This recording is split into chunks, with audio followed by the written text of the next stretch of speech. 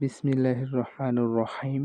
এই লেকচার ভিডিওটিতে আলোচনা করব ডু নট দিয়ে শুরুযুক্ত ইম্পারেটিভ সেন্টেন্সকে কিভাবে অ্যাক্টিভ ভয়েস থেকে প্যাসিভ ভয়েসে পরিবর্তন করতে হয়।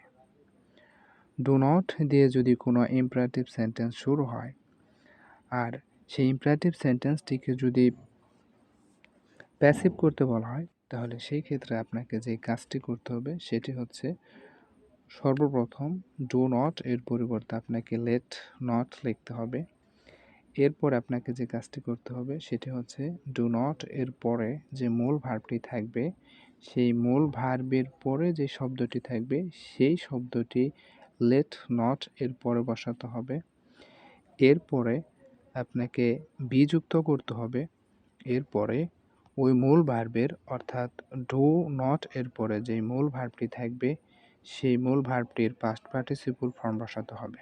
তো চলুন আমরা একটা উদাহরণের সাহায্যে এই বিষয়টি ভালোভাবে বোঝার চেষ্টা করি।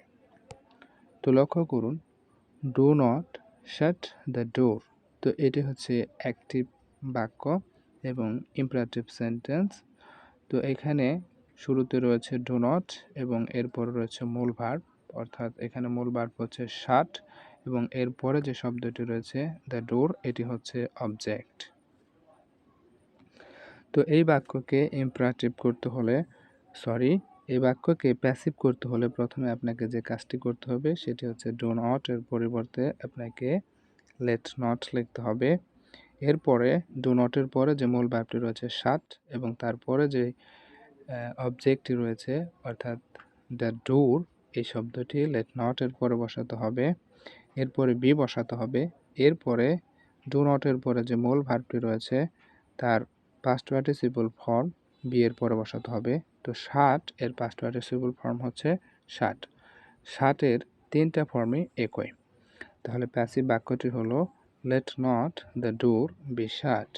তো চলুন এরপরের উদাহরণটি লক্ষ্য করি। Do not hate the poor. তো এটা হচ্ছে ইম্পারেটিভ বাক্য এবং এই বাক্যটিও কিন্তু ডু নট দিয়ে শুরু হয়েছে। তো ডু নট দিয়ে যদি কোনো বাক্য শুরু হয় আর সেই বাক্যকে যদি প্যাসিভ করতে বলা হয় তাহলে শুরুতে কী করতে হবে? লেট নট বসাতে হবে। এরপরে মূল ভার্বের পরে যে শব্দটি থাকে সেই শব্দটি লেট নটের পরে বসাতে হয়। তো এখানে মূল ভার্ব হচ্ছে হেট এবং এর পরের শব্দ হচ্ছে দ্য পোর। সুতরাং এখানে লেট নটের পরে হবে দ্য পোর এবং এরপরে বি বসাতে হবে। তো এরপরের কাজ হচ্ছে যে ডু নটের পরে যে মূল ভার্বটি থাকে সেই মূল ভার্বটির পাস্ট পার্টিসিপল ফর্ম বি এর পরে বসাতে হয়। তো এখানে হেট হচ্ছে মূল ভার্ব, এর পাস্ট পার্টিসিপল ফর্ম হচ্ছে হেইটেড। তো আশা করি বুঝতে পেরেছেন। যদি এই লেকচারটি ভালো লেগে থাকে তাহলে সাবস্ক্রাইব করবেন।